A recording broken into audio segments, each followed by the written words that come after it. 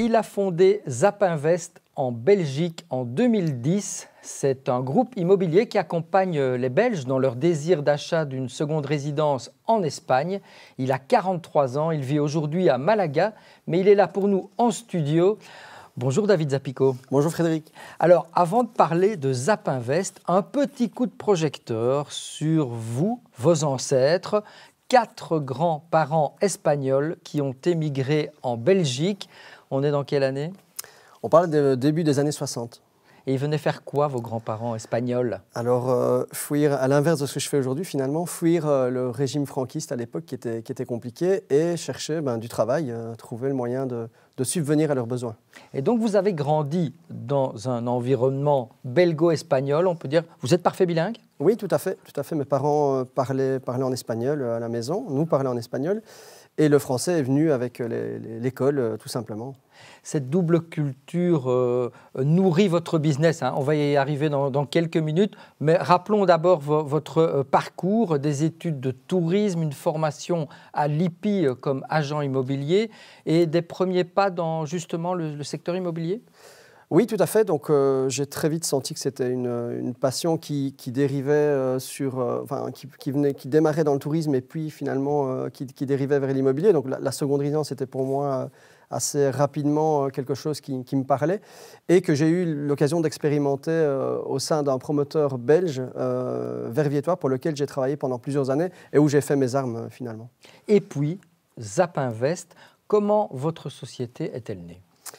Alors, elle est née simplement de cette volonté de changer un peu d'environnement, puisqu'à l'époque, je vendais des secondes résidences en France et en Belgique. Oui, des secondes résidences en Belgique. Ça existe. Ça existe, au lac de l'Odeur. Et c'est vrai que je commençais déjà un peu à tourner en rond. Et puis, c'est finalement la crise immobilière espagnole qui faisait rage déjà depuis 2008, qui m'a donné l'envie de retourner finalement sur la terre de mes ancêtres et de voir s'il y avait lieu de faire quelque chose. Et donc voilà, tout a commencé comme ça en fait.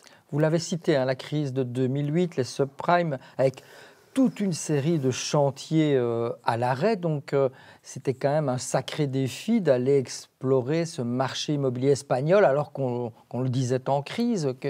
C'était quoi l'idée? Tout à fait, c'était rocambolesque à l'époque parce que et finalement en 2010 c'était quasiment pire encore que 2008 puisque les conséquences commençaient déjà à se faire sentir et donc au final les banques se retrouvaient propriétaires de dizaines de milliers de biens sans pouvoir pendant quelques mois donner des informations. Donc on voyait un panneau à vendre, la banque une telle vend tel bien, vous appeliez pour prendre l'information et il n'y avait pas d'information, il n'y avait pas de clé. Donc l'Espagne a souffert aussi de ce nettoyage, simplement pouvoir cataloguer combien de biens, quels biens ont été saisis, quels biens sont en procédure de saisie. Il y avait plusieurs situations qui rendaient l'idée complètement folle en fait, parce que c'était déjà très difficile d'avoir accès aux biens. Et moi, je m'étais mis en tête d'amener un client, de lui faire 2200 km, arriver dans un pays dont il ne maîtrise pas la langue et le faire investir. Ça, c'était un peu le pitch. Le défi, oui. Le défi, oui, tout à fait. Et vous avez réussi, visiblement, oui. Visiblement, oui, avec grand plaisir d'ailleurs, mais oui, tout à fait. Et quoi, vous avez fait de bonnes affaires parce que le marché était à plat? Tout à fait. Donc au début, et donc une fois que les choses se sont un peu structurées, au final, mon leitmotiv, c'était de prouver à un Belge que plutôt que d'acheter en France à l'époque à 300 000 à 400 000 euros, il pouvait acheter le même type de bien à 100 000 euros en Espagne. Et pour pallier finalement à tous ces questionnements de comment je vais faire, qui va s'en occuper, eh bien, j'ai très vite imaginé proposer une série de services qui étaient obligatoires pour que ça puisse perdurer et pour qu'on puisse me faire confiance au final. Après 15 ans, quasi 15 ans d'existence, Zapinvest, ça représente, vous avez combien de transactions à votre actif et combien d'employés dans la société aujourd'hui? Alors, on a quasiment une vente tous les 2 jours. Donc, on tourne aux alentours de 180 transactions par an sur la Costa Blanca et la Costa del Sol avec des clients belges et on a plus ou moins 55 collaborateurs. D'accord. Je l'ai dit, hein, vous avez présenté Zapinvest comme un groupe immobilier, pas une agence immobilière. Ça veut dire quoi? Qu'il y a un service, il y a un service après-vente, il y a toute une série d'options que vous activez quand vous approchez une clientèle belge? Tout à fait. Donc, on a au final une série de services qui vont de l'ameublement. Donc, on a un magasin physique, un magasin de meubles et de décoration à la Costa del Sol. Ça va de l'ameublement, du conseil en décoration, jusqu'à la gestion locative. Et donc là, on touche aussi les profils investisseurs qui veulent obtenir une rentabilité. Donc, on parle de gestion locative court terme uniquement. Donc, on travaille avec les plateformes Booking, Airbnb et autres. Un service après-vente qui va relativement loin, c'est-à-dire qu'on peut ouvrir un sinistre pour un client. On le fait d'ailleurs tout à fait gratuitement s'il est à distance, qu'il ne peut pas rentrer. Donc, on est vraiment un peu le client, entre guillemets, mais dans sa version je ne sais pas rentrer en Espagne et j'ai besoin qu'on m'assiste. Et donc, au final, on n'a pas vraiment de limite dans notre service. Et on emploie plus de monde dans l'après-vente que dans la vente réellement. Donc, on est très orienté, justement, client pour pallier finalement à cette distance qui est quand même de 2200, 2300 km en général. On sait que le marché est hyper concurrentiel, hein, le marché des agences immobilières. Votre point fort, votre succès, c'est cette double culture que j'évoquais au départ qui fait que vous êtes aussi belge qu'espagnol et que ça facilite toutes les transactions, aussi bien en Belgique qu'en Espagne? Tout à fait. Le personnel chez nous est 100% bilingue, depuis les équipes qui sont en Belgique pour recevoir le client au début du projet jusqu'à la finalisation en Espagne. Et puis, on est extrêmement bien introduit aujourd'hui. Le Belge est un des acheteurs étrangers les plus présents depuis des années, malgré le petit pays que nous sommes. Et au final, ça nous ouvre beaucoup de portes sur place pour avoir accès à des avant-projets qui sont très orientés belges. Le Belge est très soit appartement ou maison ultra moderne avec piscine, soit vue mer. Le Belge, on dit qu'il a une brique dans le ventre, mais il a aussi la mer en tête. Dans la poche. Ouais. C'est ça, exactement. Et donc, au final, sachant, évidemment, on connaît notre client, on anticipe beaucoup et ça nous permet d'être peut-être, en effet, un acteur incontournable aujourd'hui là-bas. Vous l'avez dit, hein, l'Espagne séduit toujours les Belges. Hein. Je prends les derniers chiffres des bureaux d'enregistrement espagnols.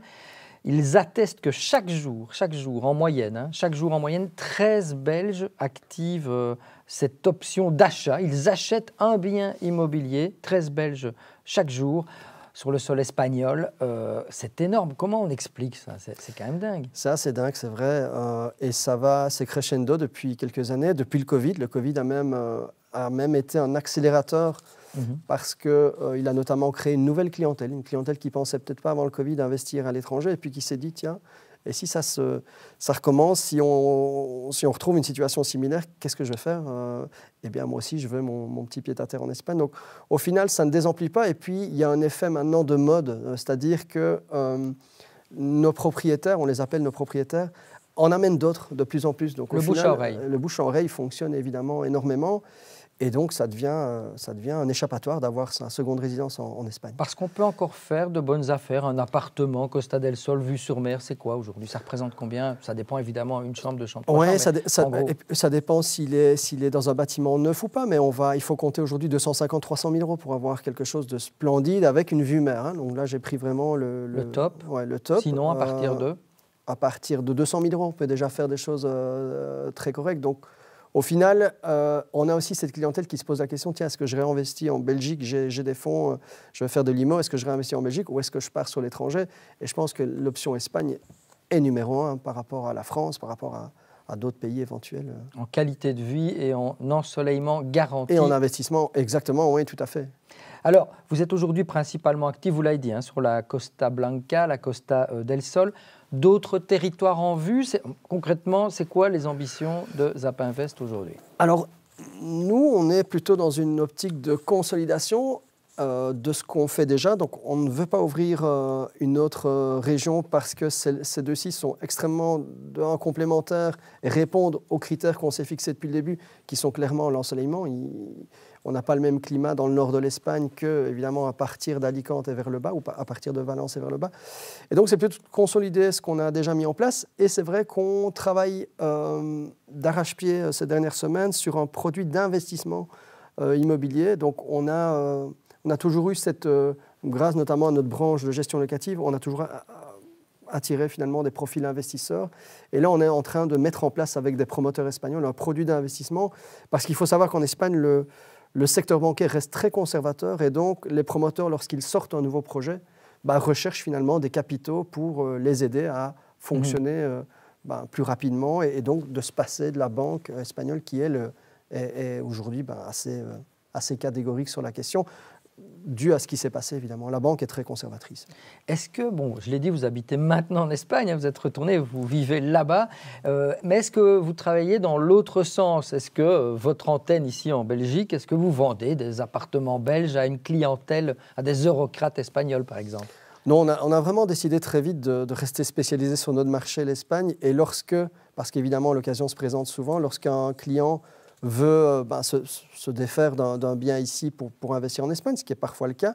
On travaille avec des collaborateurs, des collègues ici que je connais un peu dans toutes les régions finalement de Belgique, qui sont parfois eux-mêmes des clients à nous. Donc on fait travailler les agents immobiliers locaux. D'accord, ok. Dernière question, parce qu'on arrive tout doucement à la fin de cette interview.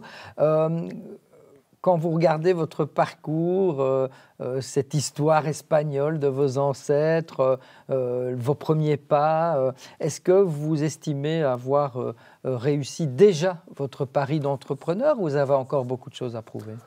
Alors, un entrepreneur devrait toujours avoir envie d'eux, mais je suis déjà, oui, évidemment, extrêmement fier, même pour ma famille, voilà, de ce qu'on a fait. On partait d'une idée, en effet, qui était assez dingue. Et donc, au final, je n'imaginais pas qu'on la développerait de cette manière-là. Mais donc, j'espère pouvoir continuer et peut-être amener d'autres services au sein, finalement, de la communauté belge en Espagne. Ça, ce serait peut-être une belle continuité. Eh bien, merci David d'être venu spécialement à Namur pour nous raconter votre très belle histoire. Merci. Zapinvest, c'est dans la boîte.